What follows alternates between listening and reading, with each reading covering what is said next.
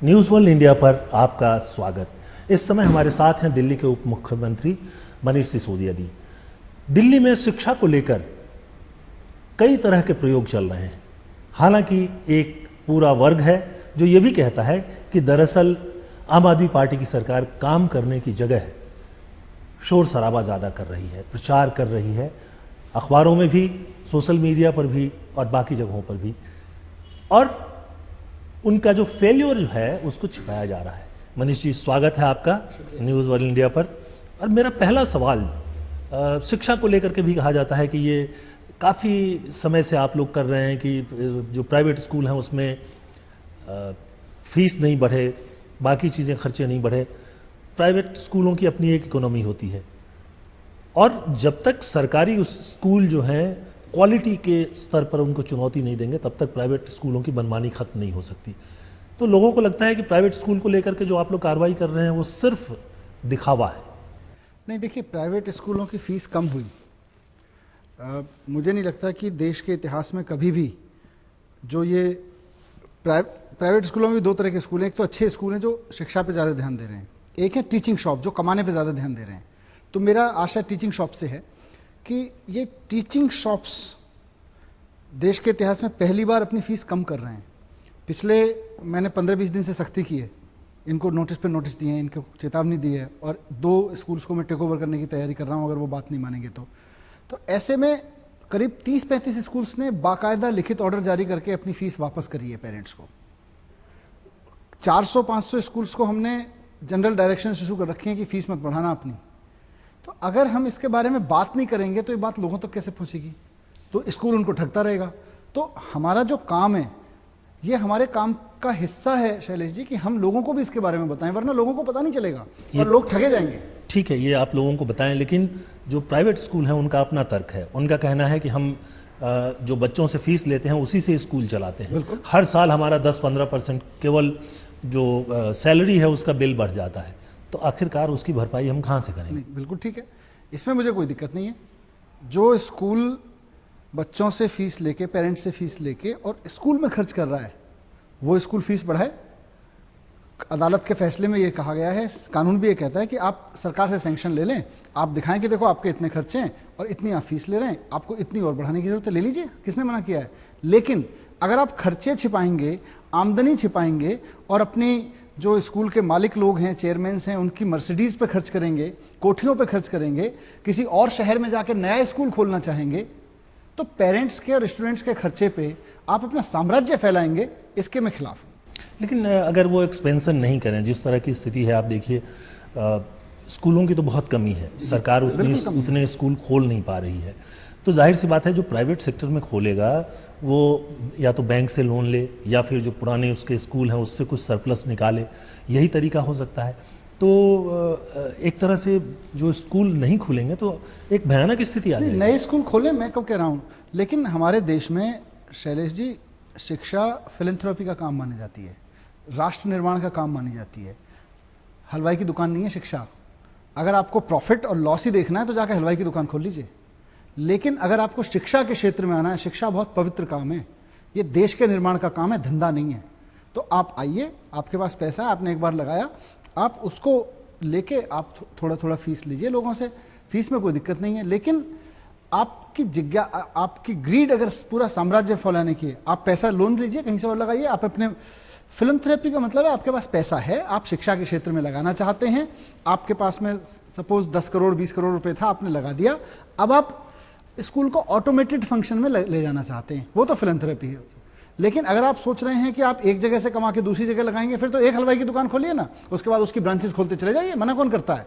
लेकिन स्कूल अगर खोलोगे, स्कूल नॉन प्रॉफिट मेकिंग है, और जब तक इस देश में आपको एक और चीज मैं बताता हूं, स्कूल खोलने के लिए आपको कंपनी नहीं बनानी होती, ट्रस्ट बनाना होता है, ट्रस्ट रजिस्टर कराना पड़ता है। तो ट्रस्ट में तो रहना पड़ेगा, मतलब भरोसे का काम करना पड़ेगा। शिक्षा भरोसे का काम है, मुनाफे का नहीं। दरअसल एक जो बात आती है सामने वो ये कि शिक्षा के क्षेत्र में बहुत बड़े इन्वेस्टमेंट की ज़रूरत है और सरकारें कर नहीं पा रही। शायद दिल्ली की सरकार भी उतना नहीं कर पा रही है जितने की ज़रूरत है। हम दिल्ली पर अलग से बात करेंगे। तो अगर सरकार इन्वेस्टमेंट नहीं कर पा रही है तो प्राइवेट सेक्टर तो उसको इन्वेस्टमेंट की तरह ही लेगा। देखिए, प्राइवेट सेक्टर पूरे देश से कमा रहा है। मैं इस देश के तमाम बड़े बड़े प्राइवेट सेक्टर के लोगों से अपील करता हूं और हाथ जोड़ के अपील करता हूं कि शिक्षा के क्षेत्र को प्रॉफिट का धंधा मत बनाइए। आप चारों तरफ से कमाइए, आप रियल एस्टेट से कमा रहे होंगे, आप सीमेंट से कमा रहे होंगे, इंडस्ट्री से कमा रहे होंगे, शिक्षा के क्षेत्र को इंडस्ट्री मत बनाइए। इस देश में ऐसे ऐसे लोग रहे हैं जहां बनारस हिंदू यूनिवर्सिटी को बनाने के लिए लोग अपनी टोपी उधार के लोगों के सामने रख देते थे, इसमें जो डालना है डाल दीजिए। मैं भी मांग रहा हूँ कि यहाँ स्कूल खोल लें, पूरे देश में खुल लें, दिल्ली में भी खुल लें। आपने इतना कमाया है इस देश से, ये देश से ही कमाया है, इस देश के लोगों को शिक्षित करवाने में मदद करिए। वो शिक्षित होगा तो आप ही के धंधे को और बढ़ाएगा, लेकिन शिक्षा को धंधा मत बनाइए।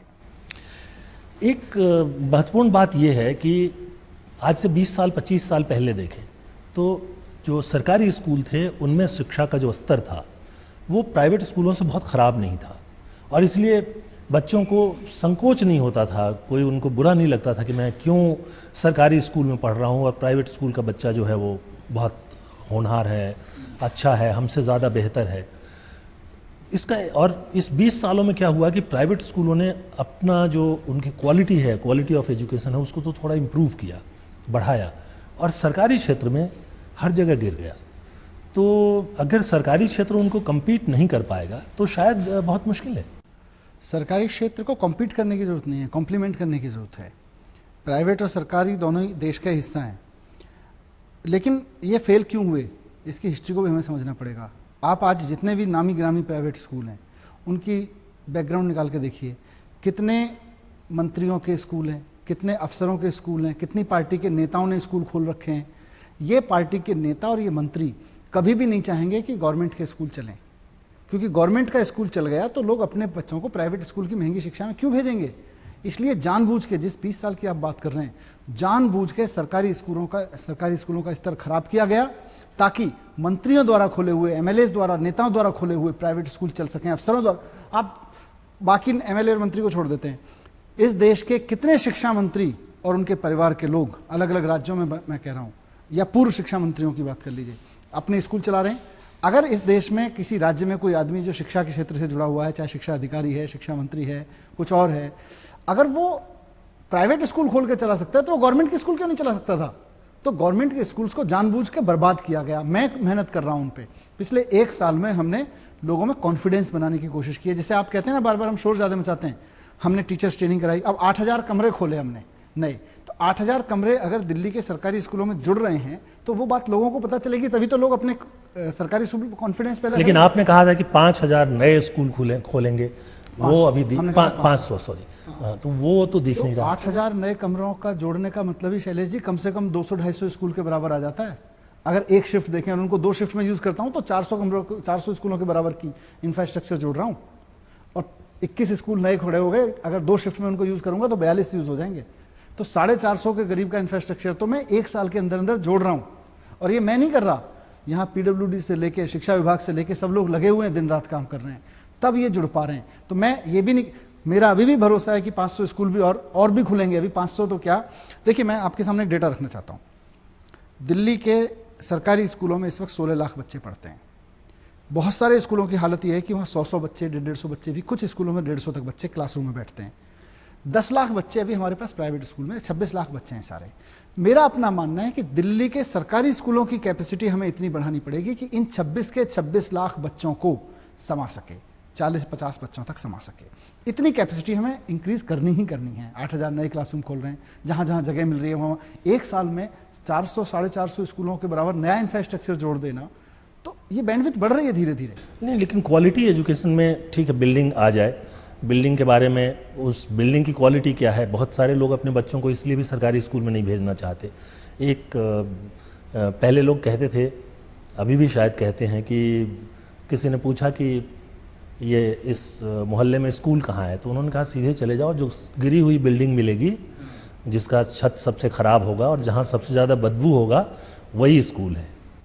बिल्कुल, तो मैं भी मानता हूँ कि पहली बात तो सरकारी स्कूलों की, अभी आप हमारे नए स्कूल देखिए, आप द्वारका में, मैं चाहूँगा कि आप अपनी टीम भेजिएगा, और जो नई बिल्डिंग हमारी बनी है स्कूल की पिछले 1 साल में हम लोगों ने, वो बहुत स्टेट ऑफ द आर्ट नहीं कह सकता, बहुत सारे प्राइवेट स्कूल बहुत ज़्यादा चमकते हुए होते हैं, लेकिन जो रूटीन सरकारी स्कूल है, आप दूर से अंदाज़ा नहीं लगा सकते कि ये भी सरकारी स्कूल की बिल्डिंग है। पर यहाँ मैं ये कहना चाहूँगा कि सिर्फ सरकारी सिर्फ अच्छी बिल्डिंग बना देने से स्कूल नहीं चलता, वहाँ पढ़ाने वाले टीचर के अंदर डेडिकेशन और उसके अंदर जो डायनेमिज्म है वो भी चाहिए। उसके लिए हम बहुत बड़े पैमाने पे टीचर्स, प्रिंसिपल्स, इनकी नेशनल इंटरनेशनल ट्रेनिंग कर रहे हैं, ताकि उनको हार्वर्ड में जाके, उनको IIM में जाके, उनको देश के बढ़िया प्राइवेट स्कूल्स के साथ उनका इंटरेक्शन करा रहे हैं, ताकि उनको आइडिया भी हो कि दुनिया कैसे स्पीड से एजुकेशन बदल रही है। तो हम लोग क्वालिटी पे भी ध्यान दे रहे हैं, इंफ्रास्ट्रक्चर पे भी ध्यान दे रहे हैं। पिछले साल हमें इंफ्रास्ट्रक्चर मजबूत करना था, इस साल हमने क्वालिटी पे बहुत तेजी से फोकस करना शुरू किया है। लेकिन मोटिवेशन नहीं है टीचर्स जो सरकार, एक तो सरकारी काम में बाकी सारे सरकारी बाबू भी और टीचर्स भी ये करते हैं कि मैं क्यों पढ़ूं। एक पहले था सरकारी स्कूल में भी जो टीचर्स, उनके भीतर एक तड़प होती थी कि मेरे बच्चे बहुत अच्छे करें, ये याद रखें कि मैं इनका गुरु हूँ। आजकल की स्थिति सरकारी स्कूलों में ये है कि वो अगर पढ़ाना नहीं पड़े, स्कूल में नहीं जाना पड़े, तो किसी न किसी तरह से वो उनके भीतर जो डेडिकेशन है वो दिखता नहीं है। देखिए, पिछले 1 साल, वैसे तो जर्नलिस्ट के रूप में भी मैं खूब स्कूल से इंटरेक्ट करता था, पर पिछले 1 साल के अनुभव के बाद मैं बहुत कॉन्फिडेंस के साथ कह सकता हूँ कि सरकारी स्कूलों में टैलेंट की कमी नहीं है। आपने जो शब्द यूज़ किया ना, मोटिवेशन की कमी है। मोटिवेशन में IIM अहमदाबाद के कुछ जो टीचर्स ट्रेनिंग पे लगे हुए लोग हैं, उनसे बात कर रहा था कि हाउ यू गेट मोटिवेटेड, आपको मोटिवेशन कहाँ से मिलता है इतना बढ़िया काम करने का। तो उन्होंने बड़ी अच्छी लाइन कही कि it's not about teaching in the class, कि हम सिर्फ क्लास में पढ़ाते रहें और हम सुबह शाम क्लास में पढ़ा के बाहर चले जाएं, घर चले जाएं, उससे नहीं होता। और जो कुछ हमारा इंस्टीट्यूट काम कर रहा है उसमें भी हमारा पाई है। अगर इंस्टीट्यूट अपना एक्सपेंशन करता है तो टीचर्स का इन्वॉल्वमेंट है, अगर इंस्टीट्यूट कुछ और काम करता है तो टीचर्स को कैसे बच्चों की ज़िंदगी में और इन्वॉल्व किया जाए। प्राइवेट स्कूल में उसका थोड़ा सा मॉडल देखने को मिलता है, हालांकि सारे प्राइवेट स्कूल बहुत अच्छे हैं ऐसा नहीं है, पर जहाँ अच्छे प्राइवेट स्कूल चल रहे हैं सक्सेसफुल, जो क्रिएटिव हैं, वहाँ देखने को मिलता है। तो वो मॉडल हम धीरे धीरे, हमारा पास समस्या ये है, और मैं समस्या बहाने की वजह से नहीं कह रहा हूँ, बट एक यथास्थिति है कि वॉल्यूम बहुत है। 16 लाख बच्चों को पढ़ाने के लिए 50,000 टीचर्स काम करते हैं। 50,000 टीचर्स की ट्रेनिंग एक दिन में नहीं हो पाएगी। साल भर में मैं समझता हूँ 5-6 हज़ार टीचर्स और प्रिंसिपल्स अगर हम ठीक से ट्रेन कर पाए तो एक मोटिवेशन लेवल अलग बनेगा। अभी एक और समस्या थी इसमें कि गवर्नमेंट स्कूल के टीचर को सबने एक सरकारी बाबू समझ रखा था। मैंने पिछली बार एकदम मैं लड़ा अपने डिपार्टमेंट्स में बाकी कि नहीं, हमारे टीचर को आप जनगणना के काम पे नहीं लगाओगे, उसको फैमिली रजिस्टर भरवाने पे। अरे शिक्षा से इंपॉर्टेंट काम जनगणना का कैसे हो सकता है? जनगणना अपने लिए, देश के लिए ज़रूरी है, पर शिक्षक को नहीं लगाओगे आप। मैंने कहा IAS ऑफिसर को भेज दो ना, वहाँ दानिश ऑफिसर्स को भेजो, PCS ऑफिसर को भेजो, अगर आपको लगता है कि इतना इंपॉर्टेंट काम है तो आप दूसरे मैकेनिज्म डेवलप करो। शिक्षक खाली नहीं है, ये मैंने कहना शुरू किया। शिक्षक क्लासरूम में बिजी है, please don't disturb him, he is a respected person. अब धीरे धीरे ये माहौल बना है, तो डिपार्टमेंट, नहीं तो कोई भी छोटा सा काम कराना हो टीचर को बुला लो। क्यों बुला लो भाई? टीचर्स का जो आपने कहा ना सम्मान, अब उनको धीरे धीरे सम्मान मिलना शुरू हुआ है, बजट मिलना शुरू हुआ है, तो अब आएगा, रिजल्ट आएगा इसका, निश्चित तौर पे आएगा। लेकिन ये जो आपने कहा ना कि शिक्षा, मुझे लगता है कि राष्ट्रीय जो नेशनल पॉलिसी है उसमें भी इसको इग्नोर किया जा रहा है। एक उदाहरण देता हूँ मैं, आज अखबारों में विज्ञापन देखिए तो 6-7% में कार लोन मिल जाता है, 8% तक मिल जाता है, घोषित करके कहते हैं कि आइए और ले लीजिए। 10 से 11% पे आपको हाउसिंग लोन मिल जाता है, और एजुकेशन लोन जो है मिनिमम 12% मिलता है। तो अगर कोई हायर एजुकेशन में जाना चाहता है, और आप कहते हो कि हम, केंद्र की सरकार भी कहती है, दिल्ली की सरकार भी कहती है कि हमारी प्रायोरिटी है, अगर वो लोन लेना चाहता है, इन्वेस्ट करना चाहता है अपने आप पर, तो आप उससे सबसे ज़्यादा इंटरेस्ट ले रहे हैं। ये तो बात ठीक कह रहे हैं आप। ये 12% लोन तो वाकई बहुत चिंता की बात है, नहीं होना चाहिए। पर बैंक्स हैं, बैंक्स को हमने पिछले साल ये पॉलिसी लागू की थी, और इस बार उसका और लोगों तक पहुँचे। फिर आप कहेंगे प्रचार ज़्यादा करते हैं, लेकिन हम तो चाहेंगे कि हमारी स्कीम लोगों तक पहुँचे। 10 लाख तक का लोन अगर कोई बच्चा लेता है तो उसकी गारंटी हम देंगे। अभी तक तो ये था कि माँ बाप पढ़े लिखे नहीं हैं या माँ बाप के पास प्रॉपर्टी नहीं है तो आप लोन नहीं ले सकते, उनका अगर इनकम टैक्स रिटर्न नहीं है तो आप लोन नहीं ले सकते। अब कोई ज़रूरत नहीं है माँ बाप के पढ़े लिखे होने की, कोई ज़रूरत नहीं है उनके पास प्रॉपर्टी होने की। बच्चा अगर हमारे किसी कॉलेज में पढ़ रहा है, उसके पढ़ने की गारंटी, उसके रिटर्न करने की गारंटी हम देंगे। नहीं वापस करेगा तो हम वापस करेंगे। यहाँ तक तो सरकार कर सकती थी, किया। लोन कम कराना भी एक टारगेट है। ये तो मैं समझता हूँ कि जब ये फैसिलिटी आप दे रहे हैं तो आप बार्गेनिंग की स्थिति में, हाँ, फिर आप बैंकों से नेगोशिएट कर सकते हैं कि भाई हमारे बच्चों को लोन सस्ते में दो। सस्ता लोन। जब मैं गारंटर हूँ, सरकार गारंटर है, सरकार आपके लोन को, वो यही कह के ज़्यादा इंटरेस्ट लेते हैं ना कि बहुत स्थिति ऐसी है कि हो आपकी सकता है बात नहीं एकदम मिले। ठीक है, मैं सहमत हूँ इस बात से कि जब 7% पे कार के लिए लोन मिल जाता है तो कार खरीदने वाला बनने के लिए भी तो लोन मिल जाना चाहिए, पढ़ने के लिए भी लोन मिल जाना चाहिए। मैं बात करूंगा बैंक से इस बारे में, होना चाहिए। Thank you. मुझे लगता है कि इससे एक नई शुरुआत हो सकती है। एक और बड़ी समस्या ये है कि जो कॉलेजेस हैं वो भी जो हैं उनकी संख्या कम है, और जो सरकारी कॉलेज हैं उनमें क्वालिटी की बड़ी समस्या है, और इसलिए जो बच्चे हैं वो फिर भागते हैं प्राइवेट कॉलेजेस की तरफ। अब देखिए कंप्यूटर्स में इसमें 2 लाख से लेके 6 लाख रुपए साल के फीस लेते हैं प्राइवेट में, और वो बच्चे वहाँ जा रहे हैं। सब बच्चे देने की स्थिति में नहीं होते, बहुत सारे लोग तो घर बेचकर, कुछ और बेचकर, रोज़ का ये काट कर। तो आज दिल्ली में इस तरह की जो चीज़ें हैं इसकी भी बहुत ज़रूरत है। इसको लेके हमने प्रयास शुरू किए हैं, लेकिन हायर एजुकेशन देखिए, जैसे स्कूल एजुकेशन मूलतः दिल्ली सरकार के हिस्से में है, हायर एजुकेशन भी हमारे हाथ में है, लेकिन उसके कई सारे डिसीजन सेंट्रल गवर्नमेंट को लेने हैं। जैसे दिल्ली में बड़ा अनफॉर्चुनेट है, मैं पॉलिटिकल एलिगेशंस में नहीं जाऊंगा, लेकिन दिल्ली यूनिवर्सिटी के एक्ट में लिख दिया गया किसी समय बनाते हुए कि दिल्ली में एक ही यूनिवर्सिटी होगी। दिल्ली एक राज्य है, दिल्ली में इतने सारे लाखों लोग अब रह रहे हैं, करोड़ों लोग रह रहे हैं, तो ऐसे में आप दिल्ली के, और देश भर से लोग आते हैं, देश की राजधानी है, यहाँ आप अगर एक ही यूनिवर्सिटी खोलेंगे, जैसे जेएनयू और वो सब अलग हैं, लेकिन एफिलेटिंग यूनिवर्सिटी एक होगी। IPU लाई, अब आप सोचिए 70 कॉलेज हैं दिल्ली यूनिवर्सिटी के साथ, इंटरनेशनल प्रैक्टिस है, अच्छी यूनिवर्सिटी उसको माना जाता है अगर एफिलेटिंग भी है। 30, 40, 50 कॉलेजेस वो खोल लें, 70 तक तो पहुंच गई, मुझे लगता है ओवरफ्लो हो चुका है। यहाँ फिर हमसे पिछली वाली सरकार ने एक नई यूनिवर्सिटी खोली, DU के एक्ट में 1 टाइम अमेंडमेंट किया गया, ओवर टाइम हमेशा के लिए नहीं किया, ये भी गलत डिसीजन था। फिर एक यूनिवर्सिटी खोली, आज उसके पास भी 110 कॉलेज हैं। 30-40 स्टैंडर्ड होना चाहिए, 110 कॉलेज हैं, तो इसका मतलब नीड तो है, पर आप हमें यहाँ एफिलेटेड यूनिवर्सिटी खोलने की परमिशन ही नहीं दे रहे। हमने अपने एक कॉलेज, अब बड़ा अच्छा कॉलेज है यहाँ, इंजीनियरिंग कॉलेज NSIT, पूरे देश में उसका नाम है, हमने उसको यूनिवर्सिटी बनाया कि यूनिवर्सिटी बनाएंगे तो हम करीब 10-12 हज़ार लोगों को उसमें ले पाएंगे, बच्चों को ले पाएंगे। अभी हम 3-4 हज़ार बच्चों को लेते हैं उसमें, मतलब ओवरऑल। अब वो 1 साल से अटका हुआ है केंद्र सरकार के पास में, ना खुद कुछ कर रहे हैं ना हमें करने दे रहे हैं। हम हायर एजुकेशन को भी बढ़ावा देना चाहते हैं, हम स्कूल एजुकेशन को मैंने प्राइवेट स्कूल्स को कंट्रोल करने के लिए, उनकी फीस को रेगुलेट करने के लिए बिल अमेंड करके भेजा हुआ है सेंट्रल गवर्नमेंट में, उसको भी पास नहीं कर रहे, तो ये कुछ करते ही नहीं है।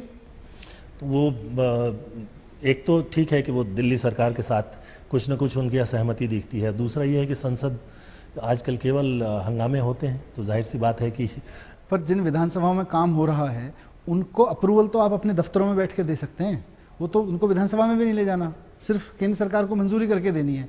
अब उनका क्या इंटरेस्ट है प्राइवेट स्कूल की फीस में? अगर मैं उसको कंट्रोल करने के लिए एक रेगुलेटरी कमेटी बनाना चाहता हूँ तो वो उनको बस चिड़िया मारनी है, हाँ जी दिल्ली सरकार करना चाहती है कर ले, उतना नहीं कर रहे वो 1 साल से। बिल्कुल, जो जिस तरह से आप कह रहे हैं कि स्कूलों में कमरे बढ़ाए और वो स्कूल 200-250 या 400 स्कूलों के बराबर है, तो ठीक उसी तरह से जो कॉलेजेस हैं, कॉलेजेस तो खोल सकती है दिल्ली सरकार। नहीं, किसी यूनिवर्सिटी से एफिलेट कराना पड़ेगा ना, DU से एफिलेट कराना पड़ेगा, IP से कराना पड़ेगा। अब IP से हम एफिलेट कराएंगे, IP के पास पहले से 110 कॉलेजेस हैं, खोलने को हम खोल सकते हैं, फिर क्वालिटी इशू आएगा। देखिए हायर एजुकेशन सिर्फ जॉब ओरिएंटेड नहीं है, हायर एजुकेशन प्रोफेशनल क्वालिफिकेशन है आजकल जो चल रहा है, और उसमें रिसर्च ओरिएंटेड भी चाहिए। तो जैसे ही आप इस तरफ बढ़ने की कोशिश करते हैं, आपका कॉलेज की एक बहुत सीमा है, फिर कॉलेज तो है ही, कॉलेज तो और खोल देंगे, अभी हम खोल ही रहे हैं, हमारे पास में एक और यूनिवर्सिटी है अम्बेडकर यूनिवर्सिटी, उसके भी हम अलग अलग उसमें स्कूल्स खोल रहे हैं, उसके तहत जो स्कूल्स हैं, अभी हम अगले साल 2 कॉलेजेस नए जुड़ जाएंगे। पर आप उसी यूनिवर्सिटी में नए नए कॉलेज खोलते रहिए। जैसे हमारा मानना है कि टीचर्स की पूरे देश में बहुत ज़रूरत है, स्किल की बहुत ज़रूरत है, आप हमें पावर दीजिए, हम स्किल और टीचर्स के लिए यूनिवर्सिटी खोलते हैं जो एफिलेटिंग यूनिवर्सिटी हों, वो अलग अलग कॉलेजेस को एफिलेट करें, वो करेंगे तो उसके बाद दिल्ली में एजुकेशन का एक नेशनल कैपिटल बन जाएगी एजुकेशन की, अगर आप ये सब करने दें। पर पता नहीं क्यों बैठे हुए हैं, ज़बरदस्ती मोनोपोली करके बैठे हैं एजुकेशन पे। ये तो एक कई बार बातें सामने आती हैं कि दिल्ली सरकार की जो फाइलें हैं वो आसानी से पास नहीं होती हैं, रोक कर रखी जाती हैं। पर एक जो दबाव बनाना चाहिए जिस तरह का प्रेशर एक माउंट करना चाहिए केंद्र सरकार पर कि आप आसानी से बच नहीं सकते अगर आप वाजिब चीज़ों को नहीं देंगे, तो उस तरह का एक कोई माहौल नहीं दिखता है। और आप तो संघर्ष से आए वो हम करते हैं तो कहते हैं आप लड़ते बहुत हो, काम नहीं करते हो। हम तो केंद्र सरकार, हमारी केंद्र सरकार से क्या लड़ाई है? हमारा कोई पैसा थोड़ी ना बट रहा है उनके साथ, या हमारे कोई खेत थोड़ी बट रहा है। यही बट रहा है कि भाई हम दिल्ली के प्राइवेट स्कूल्स पर, जो ये प्राइवेट स्कूल्स पर नहीं, रादर टीचिंग शॉप्स पर थोड़ा कंट्रोल चाहते हैं, ताकि जनता के हिसाब से वहाँ एडमिशन प्रोसेस ठीक हो, वहाँ फीस ठीक हो। वो करने नहीं दे रहे, वो लेके तो अभी करेंगे, जितना पावर है हमारे हाथ में उसमें करेंगे। अभी भी कानून अभी भी कमज़ोर नहीं है, हम करेंगे ज़रूर, लेकिन दिल्ली में टीचिंग शॉप नहीं बनने देंगे शिक्षा को। एक महत्वपूर्ण बात यह भी है कि जिस तरह की चीज़ें पढ़ाई जाती हैं उसमें मैं एक दो चीज़ों के बारे में खुलकर कहूँगा। स्कूलों में संस्कृत के टीचर रखे हुए हैं, संस्कृत पढ़ा रहे हैं। उर्दू के टीचर रखे हुए हैं, उर्दू पढ़ा रहे हैं।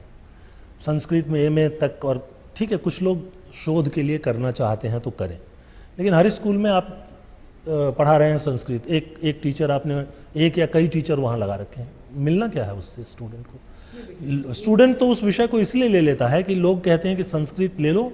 टीचर जो है 60 नंबर से तो शुरुआत करते हैं नंबर देने की, ताकि वो उनका पढ़ रहे। तो कुछ भी कॉपी में लिखो, कम से कम 60 देंगे वो, और फिर उसके ऊपर अगर थोड़ा अच्छा लिखा है तो 80, 90, 100 तक मिल जाएगा। लेकिन रोज़मर्रे की ज़िंदगी में कोई उपयोग नहीं है, कोई रोज़गार नहीं मिलता। उसकी जगह अगर वो जर्मन पढ़ ले या इटालियन पढ़ ले या चाइनीज़ पढ़ ले तो कुछ ना कुछ काम उसको मिल जाएगा। मेरा मानना है कि शिक्षा सिर्फ रोज़गार के लिए नहीं है, शिक्षा राष्ट्र के लिए भी है, शिक्षा संस्कृति के लिए भी है, शिक्षा अपने आसपास के समाज के लिए भी है। और जब हम उस पर खड़ा करेंगे तो स्कूल लेवल तक भारतीय भाषाओं में से कुछ भाषाओं का, एक भाषा का, दो भाषा का ज्ञान अगर बच्चे को होता है तो मुझे लगता है एक अच्छे नागरिक के लिए, अच्छे राष्ट्र के लिए ज़रूरी है कि वो अपने संस्कृत पढ़ाइए। आपका इस बात में ऑब्जेक्शन ठीक है कि अगर आप क्वालिटी संस्कृत नहीं पढ़ा रहे हैं, संस्कृत की वो जो गुणवत्ता है वो बच्चे के अंदर नहीं आ पा रही है, आप सिर्फ 60 नंबर से देने के लिए उसको दे रहे हैं तो अपराध है। लेकिन अगर आप वास्तव में भारतीय भाषा को, संस्कृत को ज़िंदा रखने के लिए जनमानस में आप उर्दू को ज़िंदा रख, उर्दू कितने अदब की भाषा है, पंजाबी कितनी प्यारी भाषा है, ये सब भाषाएं हैं। और दिल्ली की तो उर्दू, हिंदी, पंजाबी तीनों बहुत शान से बोलते हैं लोग। उर्दू में एज सच भाषा जैसे हिंदी है और उर्दू है, उसको पढ़ाने में मुश्किल नहीं है। लेकिन उर्दू की बात आते ही जो सीधे आ जाता है कि मदरसे, और मदरसों में धार्मिक शिक्षा होती है, वहाँ कोई नहीं, जो गवर्नमेंट के स्कूल्स हैं वहाँ, मैं एक मिनट पूरी कर लेता हूँ, वहाँ भाषा पढ़ाए जाने पे कोई दिक्कत नहीं होनी चाहिए। मेरा अपना बेटा है, मैं समझता हूँ, मुझे अच्छा लगता है जब वो संस्कृत पढ़ रहा होता है। लेकिन अगर आप मुझसे ये कहें कि अब IIT में संस्कृत पढ़ा दो, उसमें मेरे को प्रॉब्लम है। अगर आप सोचें कि जहाँ हायर एजुकेशन में जहाँ C++, SQL, जावा स्क्रिप्ट ये सब पढ़ाई जानी चाहिए, वहाँ आप कहेंगे संस्कृत पढ़ा दो, उसमें प्रॉब्लम है। वो तो ये कहते हैं कि आर्यभट्ट और उनका बहुत सारी चीज़ें, सारी सामग्री जो है वो संस्कृत में और वेदों में भरा है, और उसी को खोद कर निकालना है। इसमें शैलेश जी, एक हमारे हिंदुस्तान में, और मुझे लगता है कई स्तर पे केंद्र सरकार भी ये ज़्यादा कर रही है, शिक्षा को लेके एक सबसे बड़ी गलती हम लोग ये करते हैं कि हम शिक्षा को अतीत के गुणगान का एक जरिया बना के रखते हैं। ये ठीक नहीं है। हमारा अतीत बहुत अच्छा था, हमारे यहाँ आर्यभट्ट हुए हैं, हमारे यहाँ तमाम ये रामानुजम जैसे मैथमेटिशियंस हुए हैं, हमारे यहाँ अभी अगर रिसेंटली देखें APJ कलाम से जैसे साइंटिस्ट हुए हैं। लेकिन उनके नाम की चालीसा पढ़ने से विज्ञान और गणित आगे नहीं बढ़ता है। मैं इसीलिए बार बार कहता हूँ कि आप चालीसा, शून्य की खोज हिंदुस्तान ने की थी, भारत ने की थी, सारी दुनिया जानती है। अब हम तो गाना गाते रहे, शून्य की खोज भारत ने की थी, जब जीरो दिया मेरे भारत ने दुनिया को तब गिनती आई। अमेरिका और यूरोप के लोगों ने उसी शून्य का इस्तेमाल करके साइबर वर्ल्ड खड़ा कर लिया। आप साइबर वर्ल्ड तो खड़ा नहीं कर पाए, आप शून्य के गाने गाते रह गए। ये अभी मैं पीछे एक शिक्षा मंत्रियों की बैठक में गया, वहाँ चर्चा हो रही थी रामानुजम साहब का बर्थडे मनाना है। अरे मना लो, पर उस आदमी ने जो खोज की उससे आगे लेके जाओगे तो रामानुजम का होना फायदेमंद है। इंडिया में नहीं तो रामानुजम से आगे की खोज जो कर रहा है वो अमेरिका में बैठा हुआ, अमेरिका के स्कूल का निकला हुआ लड़का कर रहा है। आप अपने स्कूल में बर्थडे मनवा रहे हो रामानुजम का, क्या फायदा है? ये जो ऑर्थोडॉक्स तरीका है सोचने का कि हम अतीत के गुणगान में अपना समय वेस्ट करते रहें। अतीत के बारे में देखने के लिए किसी फिलोसोफर ने बड़ा अच्छा कहा है कि अतीत में उतना ही झांकना चाहिए जितना गाड़ी चलाते हुए पीछे देखने का शीशा होता है। उससे ज़्यादा झांकोगे तो टकरा जाओगे, और ये टकराहट हम बार बार कर रहे हैं, ये गलती हम बार बार कर रहे हैं। जाहिर सी बात है कि इस तरह की स्थितियाँ एक आती रहती है बार बार। एक संगठन और पार्टी वो तो सिर्फ पीछे ही देखना चाहते हैं, वो तो कल्पना करते हैं कि हम कहीं ना कहीं से। उनके लिए हिंदुस्तान का मतलब है 1800 सदी। आप 21वीं सदी में रह रहे हो, 1800 सदी में जो अच्छा हो रहा था उसको अपनाओ, लेकिन अब आगे बढ़ो। 1800 सदी से 21वीं सदी का हिंदुस्तान खड़ा करो। 18वीं सदी का गुणगान करने से हिंदुस्तान नहीं खड़ा होने वाला। एक और मुद्दा उठाते हैं, काफ़ी ये है राजनीतिक मुद्दा।